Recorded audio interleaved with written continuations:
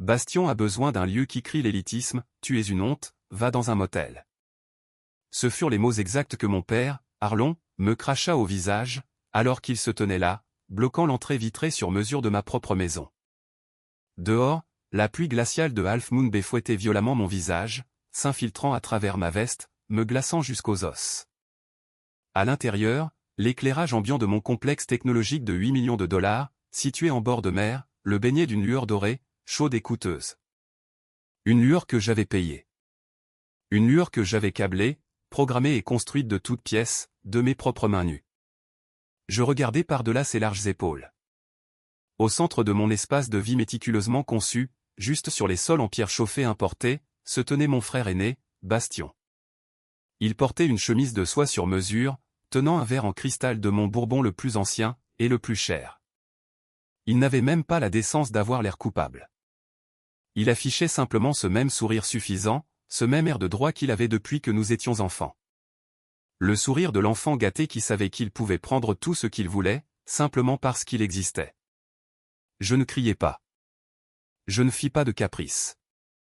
La lourde porte en chêne et verre se referma brutalement sur mon visage. La serrure biométrique clignota d'un rouge agressif, alors que mon père annulait manuellement mes codes d'accès depuis le panneau intérieur. Le son de cette serrure qui s'enclenchait fut comme un coup de feu dans la nuit calme et orageuse. Il résonna dans ma poitrine. Pendant quelques secondes angoissantes, tout ce que j'entendis fut le martèlement de la pluie et le déferlement des vagues de l'océan contre les falaises en contrebas. Ma propre famille venait de détourner le travail de ma vie, pour organiser une somptueuse célébration de mariage pour le fils qu'elle aimait réellement. Ils pensaient avoir simplement expulsé une sangsue inutile. Ils pensaient que j'allais simplement m'éloigner dans l'obscurité, et les laisser parader sur ma propriété, prétendant à leur riche belle famille qu'ils possédaient une part de 8 millions de dollars de l'immobilier du nord de la Californie. Ils ignoraient qu'ils venaient de s'enfermer à l'intérieur d'une forteresse technologique commerciale de haute sécurité. Et j'étais le seul à détenir les clés. Je tournai le dos à l'immense maison lumineuse, marchant lentement vers mon SUV garé au bout de la longue allée. La pluie était lourde, mais la colère qui brûlait dans ma poitrine était aveuglante. Ce n'était pas une colère chaude, explosive. C'était une rage froide, absolue. Le genre de rage qui ralentit votre rythme cardiaque, et rend tout ce qui vous entoure d'une clarté cristalline. Je montai sur le siège du conducteur, le cuir froid contre mes vêtements mouillés. Je n'atteignis pas le bouton de démarrage du moteur. Au lieu de cela, je sortis mon téléphone, contournai le réseau domestique standard, et me connectai directement au tableau de bord d'administration centralisé crypté de la propriété. L'écran illumina l'habitacle sombre de ma voiture, se reflétant dans mes yeux. Je saisis mes identifiants principaux. Accès accordé. Je pouvais tout voir. Je contrôlais tout. Ils voulaient jouer à la maison dans mon domaine. Très bien. Mais ils étaient sur le point d'apprendre que dans ma maison, c'est moi qui écris le scénario. Et la fin que j'avais en tête pour eux allait leur coûter tout. Ils m'ont toujours appelé le chat noir. Ce fut l'étiquette qu'ils me collèrent au front le jour de ma naissance. Et elle colla comme une colle toxique. Assis là, dans le froid humide de ma voiture, fixant l'interface de sécurité, les souvenirs revinrent en cascade, comme une inondation d'eau sale. J'avais 16 ans à nouveau, debout au milieu de ma chambre d'enfant exiguë, fixant un tas fumant de plastique fondu et de cartes de circuit grillées. C'était un ordinateur sur mesure. J'avais passé 2 étés entiers à tondre des pelouses, à nettoyer des gouttières et à faire des hamburgers pour acheter ces pièces. C'était mon passeport pour l'extérieur, ma façon d'apprendre le codage et l'architecture système. Bastion était entré dans ma chambre à la recherche d'un chargeur, avait trébuché sur un tapis parce qu'il était négligent, et avait renversé un verre géant entier de soda collant directement dans le ventilateur de refroidissement. Il avait court-circuité instantanément. La carte mère était complètement détruite. Des mois de ma sueur et de mon sang partis en une bouffée de fumée noire et âcre. Je me souviens avoir hurlé après lui, ma voix brisée par la dévastation que seul un adolescent peut ressentir. Mais lorsque mes parents se précipitèrent dans la pièce, ils ne crièrent pas sur Bastion. Ils ne lui dirent pas de me rembourser. Ma mère, Altia, serra immédiatement Bastion dans ses bras, vérifiant ses mains pour voir s'il avait été brûlé par une étincelle. Puis mon père se tourna vers moi, le visage rouge d'agacement, et me dit que ma mauvaise énergie était à blâmer. Il dit que j'étais un chat noir. Il dit que si je n'avais pas laissé mes stupides affaires traîner, Bastion n'aurait pas trébuché et n'aurait pas été aussi effrayé. Ils me blâmèrent pour ma propre destruction, afin de protéger son ego fragile. Telle était la dynamique. Bastion était l'étoile brillante, destinée à la grandeur, même s'il était remarquablement moyen en absolument tout. Il alla à une université privée, payée par des secondes hypothèques. Ils lui achetèrent une berline de luxe neuve pour sa remise de diplôme, qu'il conduisit dans un fossé 2 mois plus tard parce qu'il envoyait des SMS. Leur réponse, ils lui en achetèrent une autre, citant qu'il avait besoin d'un véhicule sûr pour son nouveau poste important de cadre intermédiaire. Pendant ce temps, j'étais le fantôme invisible dans la maison. Quand j'obtins mon diplôme du collège public, il n'y eut pas de fête. Il n'y eut pas de voiture. Je travaillais 3 emplois. Je travaillais le quart de nuit comme réceptionniste de motel, gérais le support technique pendant la journée, et passais mes week-ends à câbler des bails de serveurs dans des entrepôts poussiéreux pour des entreprises locales. Lorsque je présentais mon idée pour une entreprise indépendante de sécurité commerciale et d'infrastructures intelligentes, mes parents rirent à mon nez. Mon père me dit d'arrêter de rêver et de trouver un vrai travail. La seule personne qui croyait en moi fut l'oncle Ulrich, qui co-signa mon premier petit prêt commercial. Je pris ce prêt, bâtis mon entreprise à partir de rien, et la transformai en une entreprise de plusieurs millions de dollars. Je ne leur ai jamais étalé mon succès au visage. J'achetai le complexe sur les falaises parce que j'avais besoin d'un espace sécurisé massif, pour servir de showroom physique à mes clients d'entreprises haut de gamme. Ce n'était pas seulement une maison. C'était une forteresse de technologie commerciale. Mais bien sûr, au moment où Bastion se fiança avec la fille d'une riche famille de longue date, mes parents se souvinrent soudain que j'existais. Ils devaient impressionner les parents de la mariée. Ils devaient avoir l'air de provenir de milieux très aisés. Alors, ils vinrent à mon complexe, exigèrent que je leur cède la propriété pour un mois de festivités de mariage, et lorsque je refusai, ils me poussèrent littéralement dehors. Le chat noir était de nouveau banni. Mais cette fois, je n'étais pas un gamin impuissant de 16 ans. J'étais un homme avec un ensemble de compétences très spécifiques, et ma patience avait finalement atteint ses limites. Je démarrai le moteur de mon SUV, et roulai sur 2 pâtés de maison le long de la route côtière sinueuse, me gara dans un virage isolé en gravier qui surplombait l'océan sombre et agité. J'éteignis les phares, mais laissai le moteur tourner pour le chauffage. Je posai mon ordinateur portable sur la console centrale, et le connectai au point d'accès cellulaire crypté. Les flux de sécurité se chargèrent en résolution 4K impeccable. J'avais des caméras cachées dans les moulures architecturales, des microphones intégrés dans les panneaux de plafond acoustiques, et des capteurs thermiques qui suivaient les mouvements dans chaque pièce. Je cliquai sur le flux de la pièce de vie principale. Ma mère, Altia, se promenait autour de mes meubles en cuir importé, agitant les mains en l'air avec un dégoût évident. J'augmentai le gain audio. Sa voix retentit clairement à travers les haut-parleurs de ma voiture. Cet endroit est si froid et stérile, se plaignit-elle, donnant un coup de pied dans le coin d'un véritable tapis persan. On dirait un vaisseau spatial. Nous devons embaucher des décorateurs demain, pour cacher tout ce métal laid, et apporter de vraies fleurs. Bastion mérite un environnement chaleureux pour le cocktail de répétition. Bastion se tenait près des immenses baies vitrées du sol au plafond, parlant bruyamment au téléphone avec sa fiancée. Je te le dis, bébé, le complexe est incroyable, se vanta-t-il, faisant tournoyer le bourbon dans son verre. Maman et papa se sont vraiment surpassés. Ils nous ont acheté tout ce complexe comme cadeau de mariage anticipé. Oui, la vue sur l'océan est folle. Tes parents vont halluciner quand ils la verront. Je le regardais se diriger nonchalamment vers ma console de serveur central. C'était une table élégante en aluminium fraisé sur mesure, qui abritait les sauvegardes physiques pour mes clients d'entreprise. Elle valait à elle seule $500 000. Bastion sortit un gros cigare de sa poche, l'alluma juste là dans le salon, et tapota négligemment la cendre brûlante directement sur la surface en aluminium brossé. Il s'en moquait. Ce n'était pas à lui. Il n'avait aucun respect pour tout ce qu'il ne possédait pas personnellement. Voir cette cendre tomber sur mon équipement fut le catalyseur. Ce fut l'étincelle qui alluma l'essence. Ma mâchoire se serra si fort que mes dents me firent mal. Ils allaient organiser une fête massive. Ils allaient faire venir des traiteurs, de la musique forte, et des dizaines d'invités arrogants dans un espace qui était strictement zoné pour la démonstration technologique commerciale. C'était le rebondissement qu'ils ignoraient. cette propriété n'était pas légalement enregistrée comme habitation résidentielle. Pour contourner les restrictions de construction côtière locale, et sécuriser le réseau électrique nécessaire à mes serveurs, j'avais zoné l'ensemble du complexe comme une installation commerciale d'entreprise à court terme. Pour le gouvernement local, ma maison était officiellement un lieu d'affaires.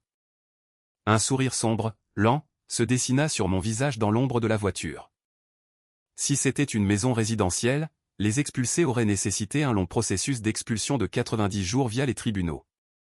La police aurait qualifié cela d'affaire civile et se serait retirée. Mais un lieu commercial, c'était un univers juridique entièrement différent. Dans l'immobilier commercial, vous n'êtes pas un locataire avec des droits. Vous êtes un client. Et si un client viole un contrat de sécurité, il est instantanément classé comme un intrus. Ils voulaient un lieu qui criait l'élitisme. J'allais le leur donner, mais j'allais m'assurer que le prix d'entrée était quelque chose qu'ils ne pourraient jamais, jamais se permettre. J'ouvris un nouvel onglet sur mon ordinateur portable, naviguant vers les documents juridiques d'entreprise standard de ma société. Je trouvai le fichier dont j'avais besoin. Je commençai à taper, personnalisant les clauses, préparant un piège si serré, si juridiquement contraignant, qu'aucun avocat de l'État de Californie ne serait capable de le briser. Le jeu était lancé. Le lendemain matin, la tempête était passée, laissant derrière elle un ciel côtier vif, d'une luminosité presque douloureuse. J'étais assis dans un dîner local, le long de l'autoroute, sirotant un café noir, fixant mon reflet sur l'écran sombre de mon téléphone. Je devais entrer dans mon personnage. Je pris une profonde inspiration, baissant mes épaules, laissant la tension s'échapper de ma posture. Je m'exerçais à rendre mon visage défait, épuisé, complètement brisé. Je m'éclaircis la gorge, montant ma voix légèrement plus haut, ajoutant un subtil tremblement d'hésitation. Je devais sonner exactement comme le bouc émissaire pathétique et abattu qu'il s'attendait à ce que je sois. Je composai le numéro de mon père. Ça sonna 2 fois avant qu'il ne réponde. Le bruit de fond ressemblait à un chantier de construction animé. Il déplaçait déjà des choses dans mon complexe. « Qu'est-ce que tu veux ?» répondit Gideon Harlon, sa voix dégoulinante d'agacement et de supériorité. « Nous sommes très occupés ici. Les organisateurs d'événements arrivent dans 1 heure. » Je força un soupir lourd et tremblant dans le combiné. Je ravalai ma fierté. « Je suis désolé, papa, dis-je doucement. J'ai passé la nuit à réfléchir. Tu as raison. Bastien se marie. C'est un événement énorme pour la famille. Je n'aurais pas dû être aussi égoïste à propos de la maison. Je veux qu'il ait le lieu parfait. » J'entendis une expiration nette, satisfaite, à l'autre bout du fil. Le son d'un tyran qui vient de gagner. « Je savais que tu finirais par retrouver la raison, dit-il, son ton passant à une chaleur feinte et condescendante. Nous sommes ta famille, Gideon. Nous te pardonnons ton emportement. Reste juste en dehors de notre chemin pour les 2 prochaines semaines, et laisse Bastien profiter de son moment. Je le ferai, promis-je, injectant juste la bonne dose de soumission dans mes mots. Mais il y a un petit problème. Parce que le complexe est relié à un réseau d'entreprises, la sécurité interne est intense. Les alarmes périmétriques et les capteurs environnementaux intérieurs vont verrouiller la maison, s'il y a trop de personnes non enregistrées à l'intérieur. Si Bastien veut faire venir ses amis, les traiteurs, et l'équipement du DJ, il doit être enregistré dans le système. Harlon ricana bruyamment. Alors, éteins ces stupides alarmes. Tu es le type de la technologie. Débrouille-toi. Je ne peux pas le faire à distance pour un événement de cette taille, mentis-je avec aplomb, me calant au fond du box du dîner. Cela nécessite une autorisation physique. Il doit signer le formulaire d'accès élite. C'est une décharge de responsabilité spéciale qui informe la firme de sécurité qu'il est le VIP principal temporaire. S'il le signe, il obtient la carte clé platine. Elle lui donne un contrôle total sur les portails, les ascenseurs privés, et le système sonore. S'il ne le signe pas, la police sera automatiquement dépêchée dès que le niveau sonore dépassera 70 décibels. La cupidité est un défaut humain prévisible. Au moment où j'ai mentionné les mots « accès élite » et « carte clé platine », j'ai su que je l'avais. Mon père était obsédé par les symboles de statut. « Bien, grommela Harlon, bien que je puisse entendre l'excitation transparaître. Apporte les papiers. » Non, dis-je rapidement. Je ne peux pas y retourner. c'est trop gênant. Dis à Bastien de me retrouver au torréfacteur artisanal de la 3e rue dans exactement 1 heure. S'il est en retard, je retourne en ville, et les alarmes restent armées. Il sera là, claqua Arlon, et raccrocha. Je baissai le téléphone de mon oreille. Mes mains étaient parfaitement stables. Le tremblement dans ma voix avait disparu. Je pris ma tasse de café, en bus une longue gorgée, et regardai le épais porte-document en cuir posé sur la table à côté de mon assiette. Le piège était tendu. L'appât pendait dans l'eau. Maintenant, il ne restait plus qu'à attendre que le poisson morde. Le café artisanal de la 3e rue était exactement le genre d'endroit où Bastien aimait être vu. C'était cher, bruyant, et rempli de gens prétendant être plus importants qu'ils ne l'étaient réellement. J'étais assis à une petite table d'angle, le porte-document en cuir reposant parfaitement carré devant moi. Bastien franchit les portes vitrées avec exactement 30 minutes de retard. Bien sûr, il l'était. Il portait des lunettes de soleil de marque coûteuse à l'intérieur, une énorme montre en argent trop grande pour son poignet, et il aboyait des ordres dans son téléphone portable. Il ne me chercha même pas. Il se dirigea directement vers le comptoir, claqua des doigts devant le jeune barista, et demanda un macchiato glacé. Quand il arriva enfin à ma table, il ne prit pas la peine de s'asseoir. Il se tint juste au-dessus de moi, rayonnant d'arrogance. « Fais vite, chat noir, dit-il, abaissant ses lunettes de soleil sur l'arête de son nez pour me lancer un regard noir. J'ai une dégustation de gâteau avec la wedding planée dans 40 minutes. Où est cette carte platine dont papa parlait? Je ne réagis pas à l'insulte. Je tendis lentement la main, et ouvris le porte-document en cuir. À l'intérieur se trouvait une pile de papier parchemin épais de couleur crème. Je l'avais imprimé sur le papier le plus cher que je pusse trouver, car je savais que Bastien associait le papier épais à la richesse et à l'exclusivité. La page de garde était estampillée d'un logo en feuille d'or, et du protocole d'accès Elite VIP rouge, en grande police élégante. Juste ici, dis-je, gardant ma voix plate et monotone, je glissai une carte clé noire élégante sur la table, à côté des documents. Mais tu dois d'abord signer la décharge. La firme de sécurité a besoin d'une signature au dossier, pour transférer la responsabilité du complexe à toi, pour la durée de l'événement. Bastien leva les yeux au ciel, ramassant la carte noire et l'inspectant. Responsabilité pourquoi? C'est une maison. Qu'est-ce que je vais faire? Casser une fenêtre? C'est juste une procédure standard, répondis-je doucement. Cela te donne un contrôle absolu. Pas de couvre-feu, pas de restriction de bruit. Tu es le patron. Sous cette page de garde fantaisiste, il n'y avait pas de formulaire d'inscription d'invité. C'était un contrat de location à court terme pour événements d'entreprise, et enfoui dans le texte juridique dense de la page 4, se trouvait une clause très spécifique. La clause 4.b stipulait que le signataire renonçait à tous les droits de locataire résidentiel. Elle interdisait explicitement l'utilisation de flammes nues, de feux d'artifice d'intérieur et de substances illicites. Et surtout, elle stipulait que le signataire assumait 100% de la responsabilité financière personnelle pour tout dommage au matériel commercial, à l'infrastructure des serveurs, et à l'intégrité structurelle de la propriété. La pénalité minimale par défaut pour rupture de contrat était de 500 000 $. Bastien ne tourna pas à la page 4. Il ne lut même pas le premier paragraphe de la page 1. Il était trop occupé à prendre un selfie avec la carte clé noire, pour le poster sur ses réseaux sociaux. Il attrapa le lourd stylo en laiton que j'avais fourni, tourna directement à la dernière page, et griffonna sa signature avec panache. Bastien Miller. Il jeta le stylo sur la table. Voilà. Est-ce que je possède l'endroit maintenant, ricana-t-il, me rendant le document. Pour les prochains jours, oui, dis-je doucement. Je refermai soigneusement le porte-document en cuir, scellant son destin à l'intérieur. Fais juste attention, Bastien. Les systèmes sont très sensibles. Détends-toi, petit frère. Rit-il, d'un rire moqueur et dur. Nous savons comment organiser une fête élite. Essaie de ne pas trop pleurer dans ta chambre de motel bon marché. Il se retourna et sortit du magasin, son café glacé à la main, complètement inconscient de la réalité de ce qu'il venait de faire. Il pensait qu'il partait en roi du château. Il n'avait absolument aucune idée qu'il venait de signer une confession juridiquement contraignante, qui allait le ruiner financièrement pour le reste de sa vie naturelle. Je le regardais monter dans sa voiture de sport louée et s'éloigner à toute vitesse. Je commandai un autre café noir. Il était absolument délicieux.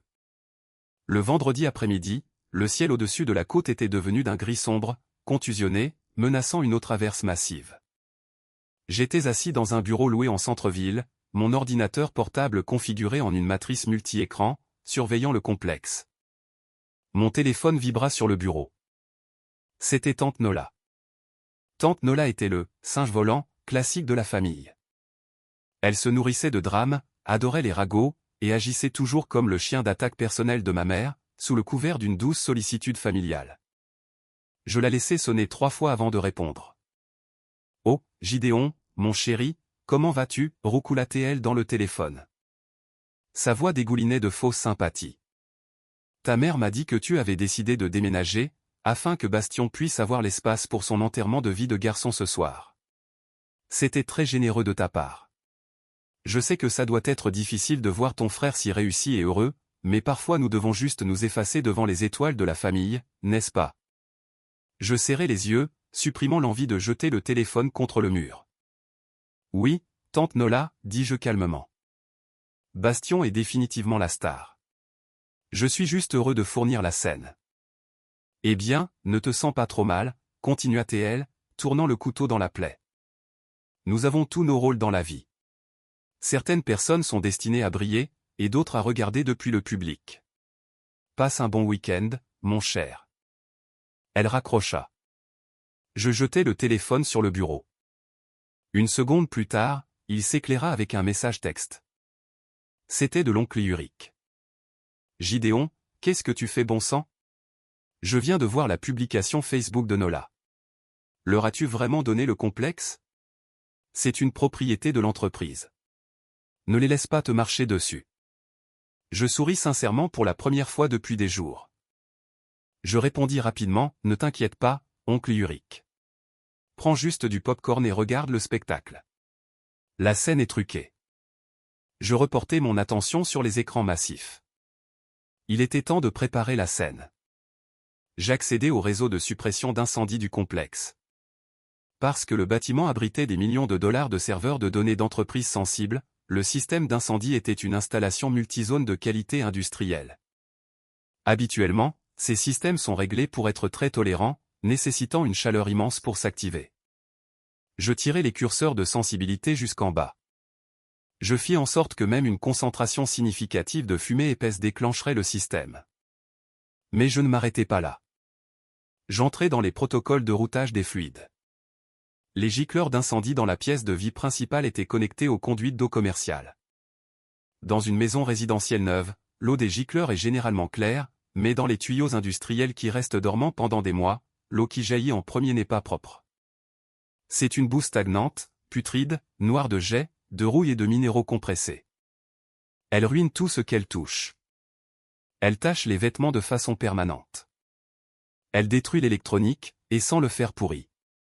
À travers les caméras extérieures, je regardais la première vague de voitures de luxe commencer à passer mes portails d'entrée. L'enterrement de vie de garçon commençait. Les amis de Bastion, un groupe d'hommes tout aussi bruyants, arrogants, en costumes coûteux, sortaient des véhicules, portant d'énormes glacières d'alcool. Mes parents se tenaient à la porte d'entrée, saluant tout le monde comme s'ils étaient de la royauté, faisant de grands gestes vers l'architecture. Puis je vis les traiteurs apporter quelque chose par l'entrée de service qui me glaça le sang, puis le rendit incroyablement chaud d'anticipation. Ils faisaient rouler de hautes machines cylindriques noires, des feux d'artifice à étincelles froides, des feux d'artifice d'intérieur. Mon cœur martela mes côtes. Ils introduisaient des explosifs dans une installation d'entreprise scellée. C'était incroyablement dangereux, profondément stupide, et une violation directe, explicite de la clause 4.b. Le piège n'était plus seulement tendu. Ils étaient en train de se passer la corde au cou. Je m'adossai à ma chaise, fis craquer mes phalanges, et attendis que le soleil se couche. La fête était sur le point de commencer. Si vous appréciez cette histoire de vengeance ultime, veuillez appuyer sur le bouton j'aime et vous abonner à la chaîne. Aussi, laissez un commentaire ci-dessous, en me disant le nom de la ville où vous vivez actuellement. Chaque commentaire aide cette vidéo à atteindre plus de personnes. Merci beaucoup d'avoir regardé, et revenons à la vengeance. Je garai mon lourd véhicule utilitaire sur un accotement de falaise déchiquetée et inégale, à environ un demi-mile le long de l'autoroute côtière sinueuse. La violente tempête de la nuit précédente s'était finalement épuisée, se dissipant complètement et laissant derrière elle un épais brouillard marin, roulant et oppressant, qui s'accrochait aux falaises rocheuses comme une couverture grise humide. De mon point de vue isolé dans l'obscurité, mon complexe commercial de 8 millions de dollars brillait comme une balise néon massive, arrogante, contre le ciel noir de jet du Pacifique. Je tendis la main vers le siège arrière encombré, mes doigts effleurant le cuir froid, et saisis mes jumelles électroniques militaires de haute puissance. J'abaissai la vitre côté conducteur juste assez pour laisser la brise marine salée et mordante me pincer les joues, apportant avec elle le son ténu des vagues qui se brisaient. Je m'installai profondément sur le siège du conducteur, posant le lourd boîtier caoutchouté des jumelles directement sur le volant gainé de cuir, et regardai l'invasion de ma propriété se dérouler en haute définition. C'était exactement comme je l'avais imaginé dans mon esprit, peut-être même plus pathétique. Un défilé incessant et odieux de véhicules de luxe hors de prix, de voitures de sport lourdement louées dont les propriétaires pouvaient à peine se permettre les paiements mensuels, et de massifs véhicules utilitaires tactiques noirs, commença à serpenter sur mon allée privée immaculée. Les lourds portails de sécurité, que mon frère Bastien contrôlait désormais entièrement avec sa nouvelle carte clé d'accès platine brillante, étaient verrouillés en position grande ouverte. Il déroulait pratiquement un tapis rouge, invitant n'importe quelle personne aléatoire et arrogante de la rue à errer librement dans mon installation technologique commerciale de plusieurs millions de dollars. J'ouvris mon ordinateur portable robuste sur le siège passager, l'écran illuminant l'habitacle sombre de ma voiture, et gardai les flux de sécurité du tableau de bord intérieur en résolution 4K impeccable et en temps réel. Les caméras de sécurité cachées captaient chaque détail agonisant du manque de respect qui se déroulait à l'intérieur de mes murs. À l'intérieur de l'immense entrée principale, mes parents, Arlon et Altia, se tenaient comme une royauté autoproclamée. Ils avaient l'air entièrement ridicules, comme deux acteurs vieillissants dans une pièce à petit budget, prétendant être des milliardaires.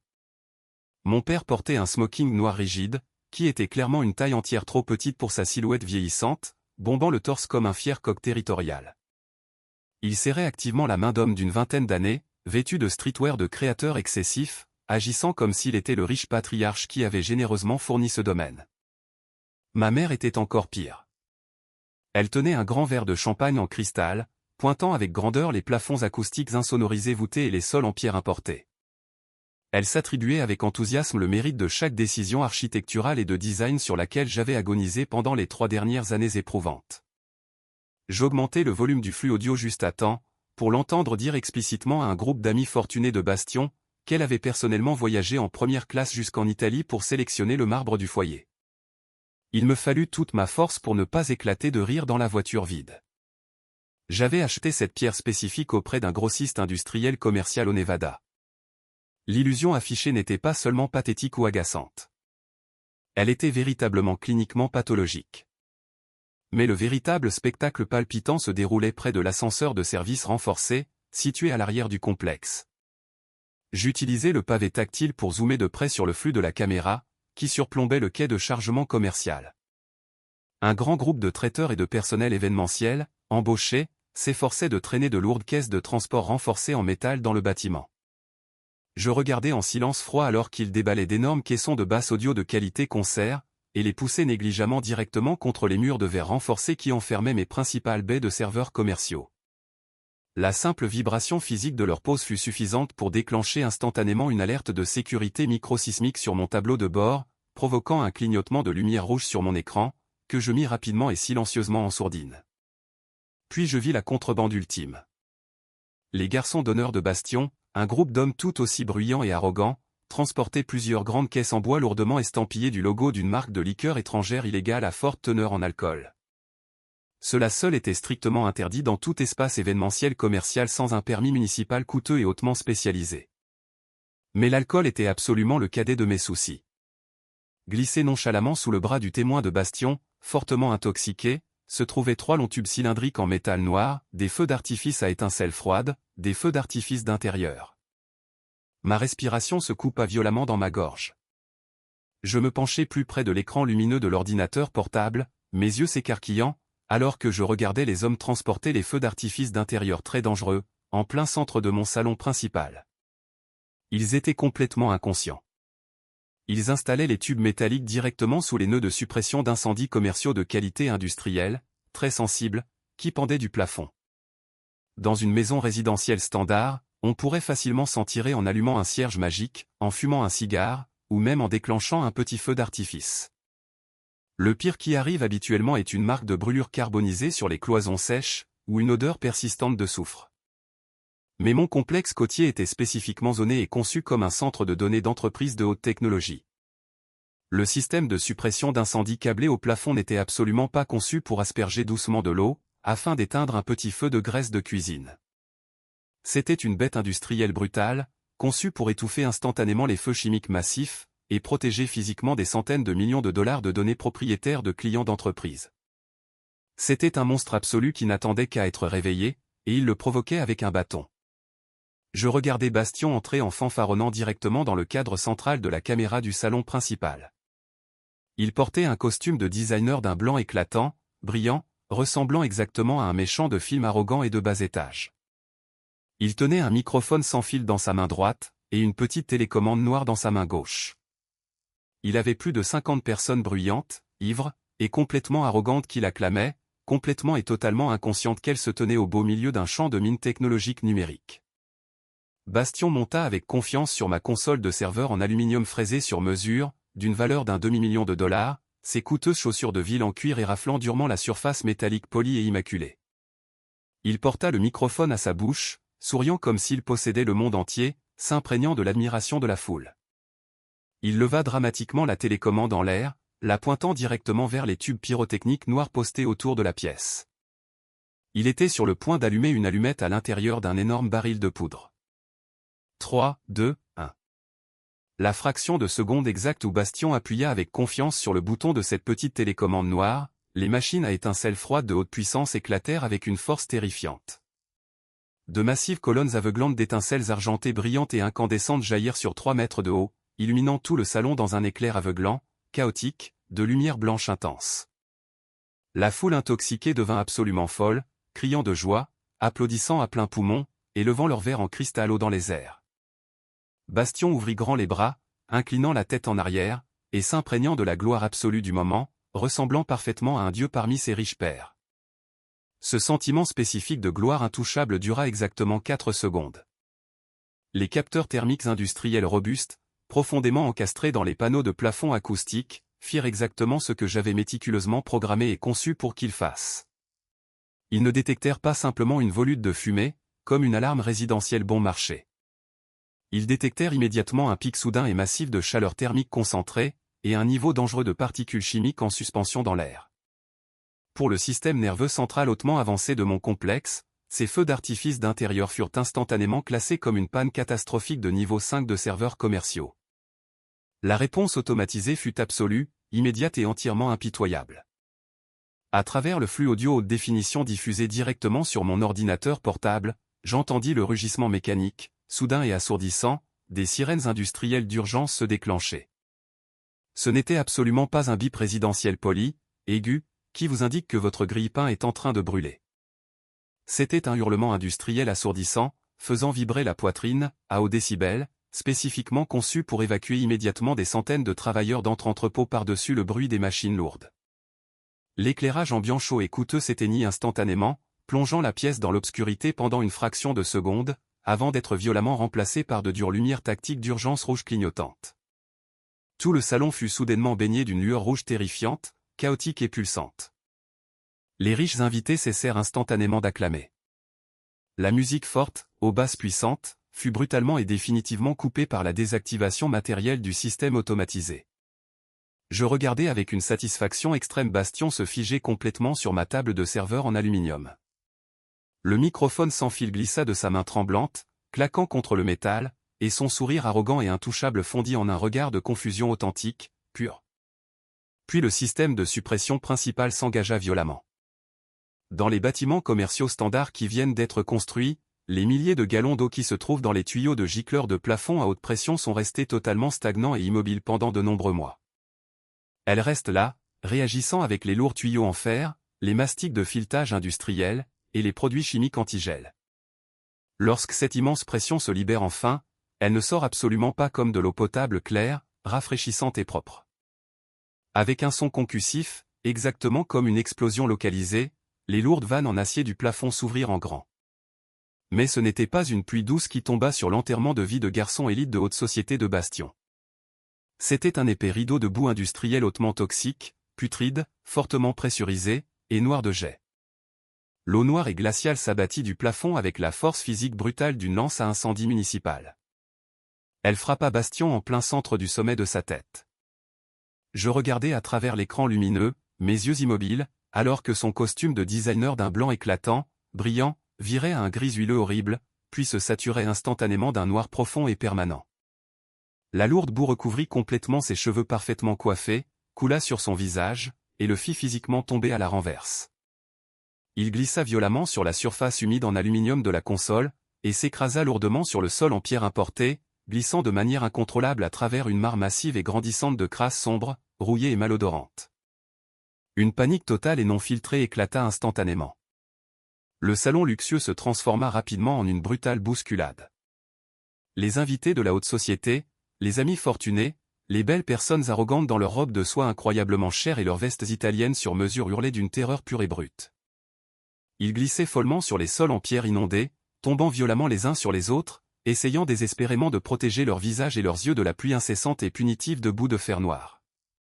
L'odeur dans cette pièce devait être complètement insupportable. Un mélange nauséabond, accablant, de soufre stagnant, de rouille oxydée, de minéraux en décomposition, et d'ozone brûlé des pyrotechnies. Je changeai rapidement l'angle de la caméra sur mon tableau de bord, pour visualiser l'entrée principale. Mes parents étaient complètement et désespérément pris entre deux feux. Arlon glissait sauvagement, s'accrochant frénétiquement à un lourd vase décoratif en céramique, juste pour garder son équilibre, son smoking de location trop petit complètement trempé de graisse noire et glaciale. Altia était littéralement à quatre pattes sur le sol, ses cheveux coûteux, coiffés en salon, plaqués contre son visage, hurlant hystériquement à plein poumon, tandis que l'eau sale et riche en minéraux ruinait de manière permanente sa robe de soirée de designer. Il rampait sur le sol exactement comme des rats paniqués, piégés profondément à l'intérieur de la coque d'un navire qui se remplissait rapidement d'eau. Les caissons de basse immensément chers près des murs de verre court-circuitèrent instantanément au contact de l'eau, envoyant une dangereuse pluie d'étincelles électriques réelles dans l'air humide, avant de mourir complètement avec un grand bruit. Les canapés en cuir blanc personnalisés, les tapis persans irremplaçables, toute l'illusion soigneusement élaborée de richesses massives et de statues élevées, fut complètement et minutieusement anéantie en moins de 60 secondes. Le complexe s'était défendu avec succès contre les intrus. Il avait violemment avalé leur arrogance, et l'avait recraché directement sur leur tête sous forme d'eau noire. Je fermai calmement mon ordinateur portable, l'écran se refermant d'un claquement sec. La lumière bleue s'estompa instantanément de l'habitacle sombre de ma voiture. Je pris une profonde, lente, et incroyablement stabilisante inspiration, écoutant attentivement le hurlement lointain et croissant des sirènes de police et de pompiers, résonnant agressivement le long de l'autoroute côtière vide. Il pensait honnêtement que l'humiliation était terminée. Il pensait que se mouiller était la pire chose qui pouvait leur arriver ce soir. Mais ce n'était que le premier acte de la pièce. Maintenant, le véritable hôte de la soirée était enfin sur le point de faire sa grande entrée. Je mis mon véhicule en marche, et roulai lentement sur l'autoroute vers le complexe, chronométrant soigneusement mon arrivée pour qu'elle coïncide parfaitement avec un énorme convoi de lumière bleue et rouge clignotante qui déchirait l'asphalte juste derrière moi. Parce que le système automatisé hautement avancé avait officiellement enregistré l'incident directement auprès du dispatching de la ville, comme un incendie chimique industriel catastrophique impliquant des pyrotechnies explosives non autorisées. La ville n'envoya pas seulement par hasard un seul et unique camion de pompiers. Ils envoyèrent l'unité régionale lourde des matières dangereuses, 4 voitures de police distinctes, et un véhicule d'intervention tactique lourdement blindé. Les autorités locales ne plaisantent absolument pas lorsqu'une grille de données commerciale de 8 millions de dollars envoie un signal de détresse de niveau 5. Je garai mon véhicule en douceur derrière un énorme camion de pompiers rouges au ralenti, et sortis dans l'air froid et humide de la nuit. Les lourds portails d'entrée en fer étaient complètement envahis par du personnel d'urgence lourdement armé. Les invités bruyants et odieux de la fête d'il y a seulement 10 minutes trébuchaient maintenant aveuglément hors des portes d'entrée grandes ouvertes, toussant violemment, glissant sur le béton mouillé, et ressemblant exactement à s'ils venaient tous de sortir d'une mine de charbon effondrée. Ils étaient complètement couverts de la tête aux pieds d'une épaisse boue noire, frissonnant de manière incontrôlable dans le vent froid et mordant, leur statut élite et intouchable complètement et définitivement emportés par la dure réalité de la situation. Je marchais calmement et résolument à travers le chaos absolu, affichant mon identification de propriétaire numérique sur mon téléphone, et la montrant au strict policier du périmètre qui tentait de m'arrêter. Je me frayais un chemin directement vers la grande entrée de la maison. L'odeur à l'intérieur était absolument atroce, un mélange nauséabond de pourri, de vieux fer, et de cendres humides. Debout en plein centre du salon complètement ruiné, frissonnant et complètement trempé d'eau noire, se trouvaient mes parents et mon frère. Bastien se frottait furieusement les yeux, essayant d'essuyer la boue piquante, tout en jurant bruyamment et agressivement à un policier sévère qui tentait avec force de le faire reculer de la table de serveur cassée. Arlon avait le visage écarlate, les veines du cou saillantes, criant de toutes ses forces qu'il allait poursuivre immédiatement le constructeur original, poursuivre les inspecteurs de la ville, et poursuivre quiconque était personnellement responsable de la plomberie prétendument défectueuse. Puis je le vis debout près du mur du fond. Nolan, le chef chevronné de la sécurité commerciale pour l'ensemble du district technologique côtier, se tenait près des bailles de serveurs dégoulinantes, tenant une tablette numérique robuste et étanche. Juste à côté de lui, l'air incroyablement peu amusé, se trouvait l'inspecteur Calder, un vétéran coriace et pragmatique du département de police locale. J'entrai pleinement dans la lumière d'urgence rouge, dure et stroboscopique, du salon. L'épais et coûteux porte-documents en cuir était rangé en toute sécurité sous mon bras droit. Arlon me repéra presque instantanément à travers la foule. Ses yeux s'écarquillèrent complètement, exorbités d'une rage irrationnelle et mal placée. « Toi » hurla-t-il, sa voix brisée, pointant un doigt tremblant, couvert de boue, directement sur mon visage. « Tu as fait ça. Ta maison défectueuse et bonne à jeter a fait ça. Tu as complètement ruiné la nuit la plus importante de ton frère. Dis à ces officiers de quitter immédiatement notre propriété. Nous sommes les propriétaires légaux ici. » L'inspecteur Calder tourna lentement la tête pour me regarder, sa main posée nonchalamment mais fermement sur sa lourde ceinture utilitaire. « Êtes-vous le propriétaire enregistré de cette installation commerciale, monsieur » demanda-t-il, sa voix tranchant clairement le bruit.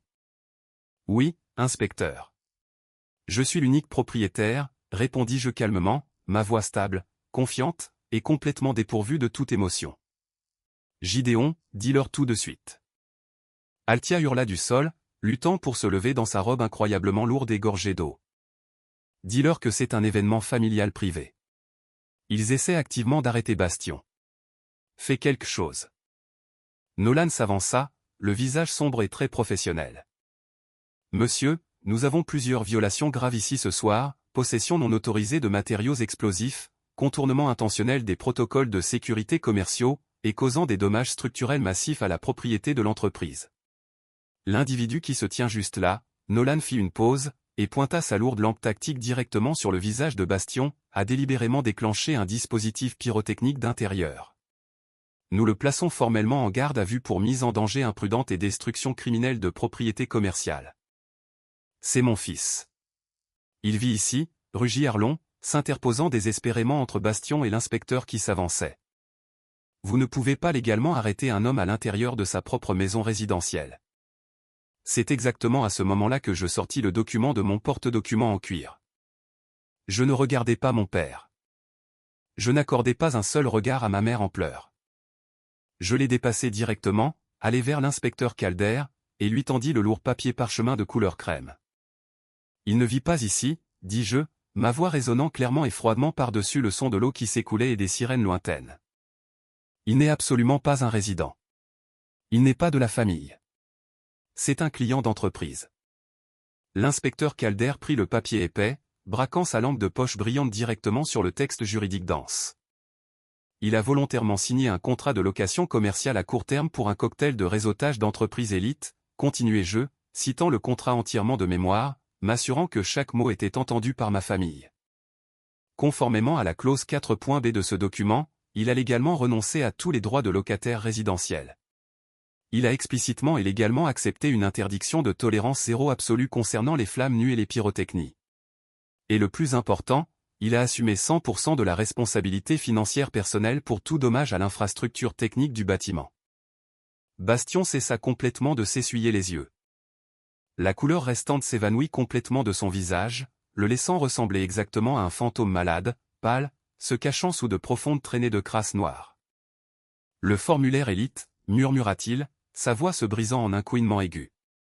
Le formulaire VIP que j'ai signé au café ? Oui, Bastien, dis-je, tournant enfin la tête et fixant mon regard directement sur le sien, terrifié, le formulaire élite. Tu as explicitement exigé un lieu qui criait l'argent. Maintenant, tu vas payer l'addition incroyablement salée.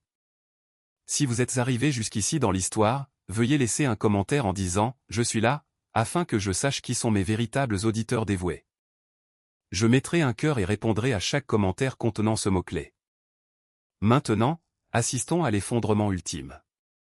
Le silence suffocant qui s'abattit soudainement sur mon salon ruiné était substantiellement plus lourd que l'eau sombre et stagnante, s'infiltrant rapidement dans les coûteux tapis persans. Le seul son discernable restant dans l'espace massif était le goutte-à-goutte régulier et rythmé des gicleurs de plafond industriels, vidant enfin leur dernière réserve sur les meubles détruits. L'inspecteur Calder prit son temps, terminant méticuleusement la lecture de la page 4 du contrat commercial très détaillé. Il hocha la tête lentement, professionnellement, pliant l'épais document et me le remettant en toute sécurité. Ce document est entièrement étanche, dit-il, sa voix restant complètement monocorde et strictement professionnelle. C'est une décharge de responsabilité d'entreprise très standard. Il reporta immédiatement toute son attention sur mon frère tremblant, Bastien Miller.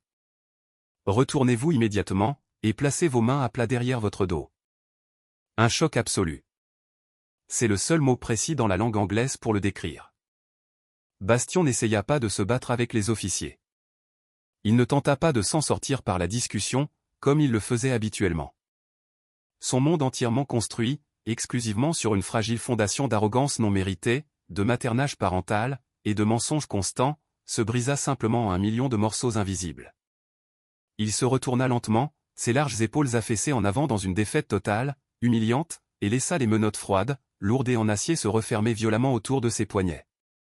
Althea laissa échapper un cri perçant, soudain, qui sonnait exactement comme un animal blessé, mourant. Elle s'effondra complètement sur le sol en pierre inondée et sale, ignorant complètement le fait que la boue noire et glaciale s'imprégnait complètement à travers ses dernières couches de vêtements de marque. « Gideon, s'il te plaît », sanglota-t-elle de manière incontrôlable, rampant littéralement sur le sol mouillé vers mes chaussures imperméables. « S'il te plaît, Gideon, c'est ton propre frère de chair et de sang. Tu ne peux pas les laisser lui faire ça. Dis à la police que c'était une grosse erreur. Dis-leur que tu paieras toi-même les dommages. » Je la regardais, misérable, à mes pieds. C'était exactement la même femme qui m'avait regardé pleurer de douleur physique agonisante, enfant à l'arrière d'un break, et m'avait dit que je n'étais rien d'autre qu'un fardeau. C'était exactement la même femme qui avait joyeusement permis à mon père de jeter mes affaires personnelles sous la pluie côtière glaciale, 48 heures plus tôt, afin qu'elle puisse impressionner un groupe d'étrangers. Debout là, la regardant pleurer à mes pieds, je ne ressentis absolument rien. Aucune pitié, absolument. Aucun remords familial persistant. Juste la sensation incroyablement froide, hautement clinique, et profondément satisfaisante d'une équation mathématique complexe qui s'équilibrait enfin parfaitement. Je n'ai absolument pas fait d'erreur, mère, dis-je doucement, m'assurant que ma voix ne portait aucune chaleur. Il a intentionnellement allumé des engins explosifs à l'intérieur d'une salle de serveur d'entreprise hautement sensible. Les actions ont des conséquences obligatoires. Nolan, le chef de la sécurité sévère, s'avança juste à côté de moi, tapant furieusement sur sa tablette numérique robuste et étanche, exécutant les algorithmes de diagnostic préliminaire. Basés entièrement sur les données initiales des capteurs matériels, les graves dégâts des eaux sur les panneaux muraux acoustiques, le revêtement de sol importé complètement ruiné, et la destruction catastrophique totale des concentrateurs de routage de données du rez-de-chaussée, la pénalité financière de base est officiellement activée, annonça-t-il à voix haute à toute la pièce. L'amende par défaut pour rupture de contrat, qu'il a signé et accepté, est de 500 000 $.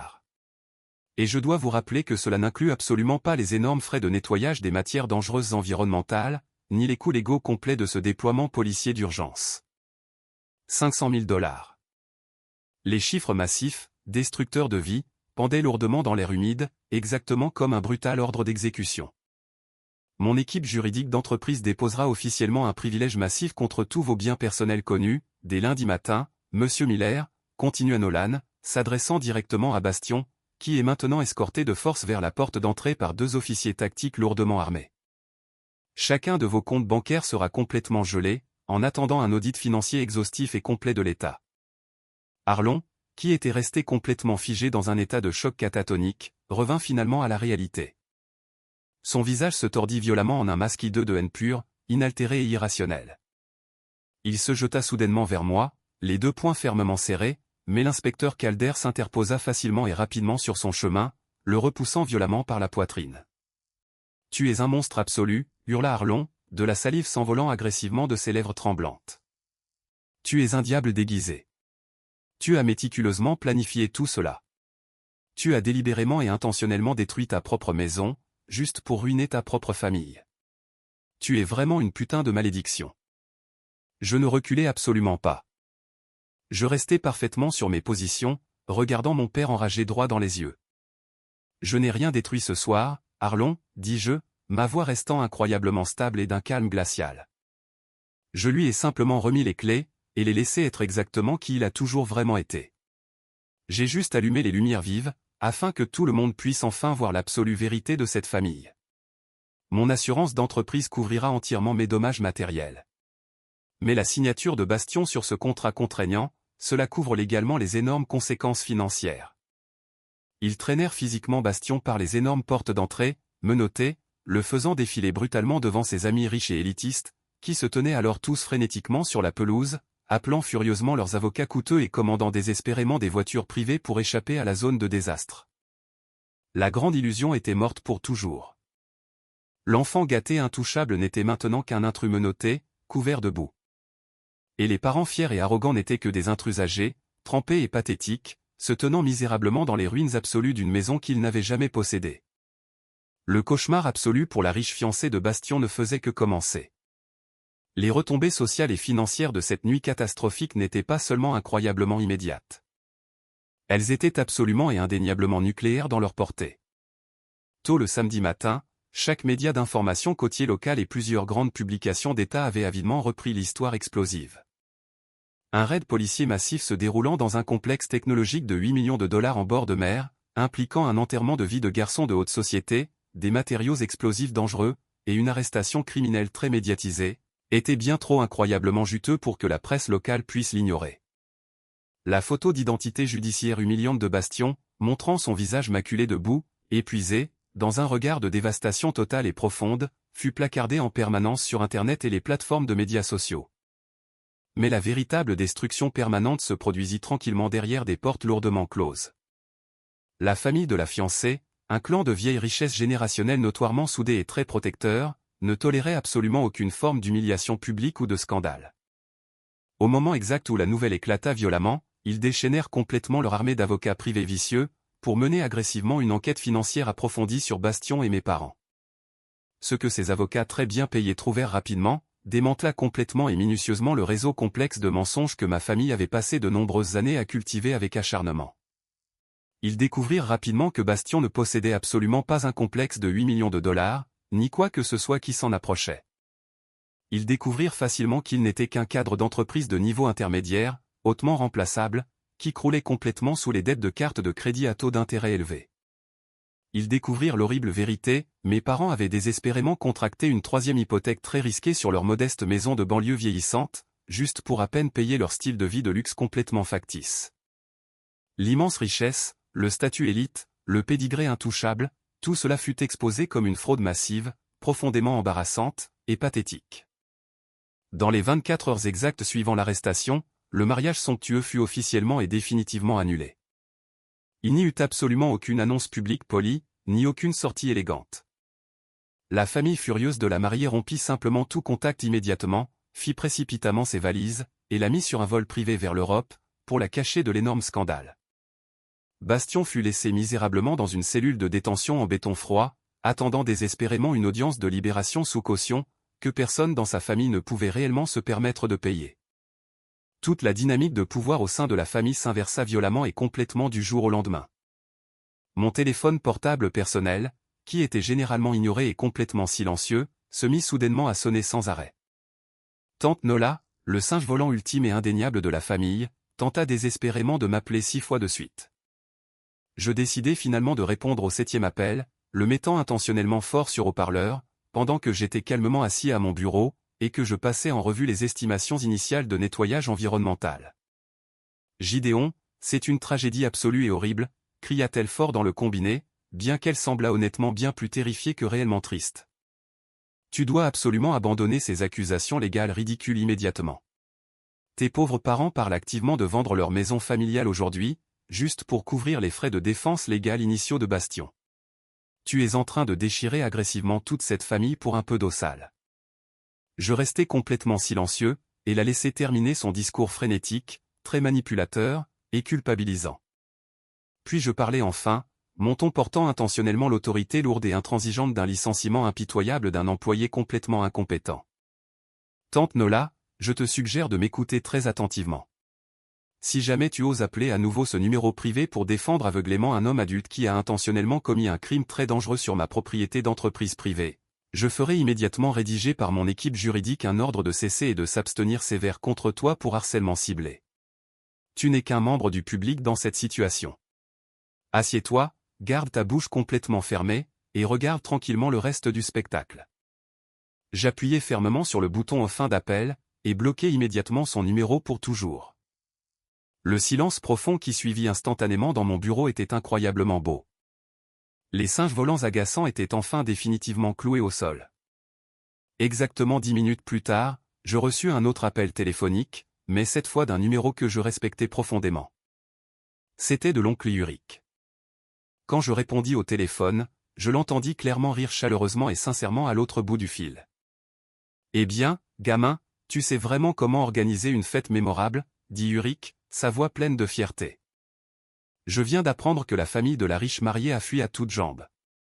Et j'ai entendu dire qu'Arlon avait dû officiellement mettre sa maison en vente ce matin avec une perte massive, juste pour garder son précieux Bastion hors d'un bloc de sécurité maximale du comté. Ils ont volé mon succès durement acquis, par arrogance, pour se construire un château complètement factice, répondis-je calmement, fixant paisiblement les vagues apaisantes de l'océan depuis la fenêtre de mon bureau. Je n'ai pas détruit leur château. J'ai juste discrètement retiré la fondation, et laissé la gravité faire le reste du travail. Tu as absolument fait ce qu'il fallait, Gideon, dit-il doucement, validant enfin tout ce que j'avais secrètement ressenti pendant les 15 dernières années angoissantes. Ils ont constamment émis d'énormes chèques émotionnels avec ta santé mentale pendant des décennies. Il était grand temps que leur compte soit enfin à découvert. Je suis incroyablement fier de l'homme que tu es devenu. Entendre ces mots spécifiques de la seule personne au monde qui m'avait jamais vraiment soutenu fut la dernière pièce satisfaisante du puzzle. Je n'avais pas seulement gagné une bataille juridique et financière massive. J'avais complètement et définitivement récupéré mon propre récit personnel. Ils avaient passé agressivement toute ma vie à essayer activement de me faire sentir petit, fou, et maudit. Maintenant, ce sont eux qui avaient violemment perdu absolument tout ce qui leur était cher. Et ce n'était pas à cause d'une malchance imaginaire, mais entièrement à cause de leur propre toxicité accablante et suffocante. Exactement 6 mois plus tard, la poussière chaotique de cette nuit fatidique s'était enfin complètement dissipée, laissant derrière elle un canyon massif, permanent, et complètement infranchissable entre moi et les personnes toxiques qui se qualifiaient autrefois, à tort, de ma famille. Les graves conséquences légales et financières pour Bastion furent absolues et totalement écrasantes. Le système juridique froid et calculateur ne se souciait absolument pas le moins du monde de son précieux statut d'enfant gâté au sein de la famille. Mes avocats d'entreprise très agressifs poussèrent le contrat commercial signé jusqu'à la limite maximale autorisée par la loi. Faisant face à une ordonnance de restitution obligatoire dévastatrice de 500 000 $, à des frais de défense légaux paralysants et insurmontables, et à la perte immédiate et embarrassante de son emploi de direction très bien rémunéré, entièrement dû à l'arrestation criminelle très médiatisée, Bastion fut complètement contraint de déclarer une faillite totale et humiliante. Son score de crédit autrefois parfait fut complètement oblitéré pour la prochaine décennie. Il fut contraint de quitter immédiatement son appartement de luxe fantaisiste, et disparut complètement dans une existence sombre, très déprimante, au salaire minimum, juste pour survivre. Mes parents n'eurent honnêtement pas un bien meilleur sort après coup. Pour payer désespérément l'énorme caution initiale de Bastion et la première vague incroyablement coûteuse d'avocats de la défense criminelle, Arlon et Altia durent rapidement liquider presque absolument tout ce qu'ils possédaient. Ils vendirent de force leur maison familiale de banlieue avec une perte financière massive et écrasante à un acheteur au comptant prédateur, car ils avaient besoin de l'argent en quelques jours, pas en mois. Ils vivaient actuellement misérablement dans un appartement de location de 2 chambres, exigu et mal entretenu, dans le mauvais quartier de la ville. Ils étaient entièrement trop honteux et humiliés pour jamais montrer leur visage à leur club de campagne local à nouveau, complètement et totalement isolés des amis fortunés qu'ils avaient si désespérément essayé d'impressionner. Quant à moi, l'ensemble de ce désastre massif s'est en fait avéré être la meilleure campagne de marketing organique que j'aurais jamais pu souhaiter. L'histoire hautement documentée de la façon exacte dont mes systèmes de sécurité commerciale propriétaires avaient détecté sans faille, parfaitement contenue, et méticuleusement documenté une brèche de sécurité d'entreprise massive, devint incroyablement virale au sein de la communauté technologique nationale. Ma firme de sécurité fut instantanément inondée de demandes très lucratives de la part de grandes entreprises du Fortune 500, voulant désespérément installer les mêmes protocoles de sécurité inflexibles et brutaux dans leur propre centre de données. J'embauchai avec joie une équipe hautement spécialisée en matières dangereuses, pour nettoyer rapidement et complètement le complexe, remplacer magnifiquement le revêtement de sol fortement endommagé, et mis à niveau les massifs baies de serveurs à une spécification encore plus élevée et coûteuse. Une fois les réparations étendues complètement finalisées, je mis agressivement en vente le complexe technologique en bord de mer sur le marché immobilier commercial élite. Grâce entièrement au secteur technologique en plein essor et à la notoriété virale massive des caractéristiques de sécurité avérées de la propriété, de multiples guerres d'enchères intenses éclatèrent instantanément, et je finis par vendre sans problème le lieu à une énorme start-up de la Silicon Valley pour un incroyable bénéfice net d'1,2 million de dollars. J'emballai joyeusement ma vie, relocalisai le siège de ma société en pleine expansion dans une ville calme et incroyablement sereine, nichée dans le nord-ouest Pacifique, et achetai une belle cabane sur mesure, isolée, complètement entourée de pins denses et imposants. L'air là-haut était incroyablement pur. Le silence quotidien était profond et curatif, et la paix profonde que je ressentais dans mon âme était absolument absolue. J'avais réussi à prendre un scalpel, et à extirper complètement le cancer massif et rampant de ma vie, et la blessure s'était complètement et magnifiquement cicatrisée. En regardant en arrière, la philosophie essentielle de toute cette épreuve épuisante est brillamment et magnifiquement simple. Parfois, la seule façon absolument efficace de traiter avec une famille profondément toxique, et fortement complaisante, n'est pas de la combattre. Et ce n'est certainement pas de gaspiller des années de sa vie à essayer de les guérir. Vous ne pouvez absolument pas raisonner avec des gens qui sont profondément déterminés à vous mal comprendre activement. La seule stratégie permanente véritablement efficace est de simplement s'écarter complètement de leur chemin, de leur donner assez de cordes pour se pendre, et de les obliger légalement à payer leurs propres factures incroyablement coûteuses lorsque l'inévitable crash flamboyant se produit.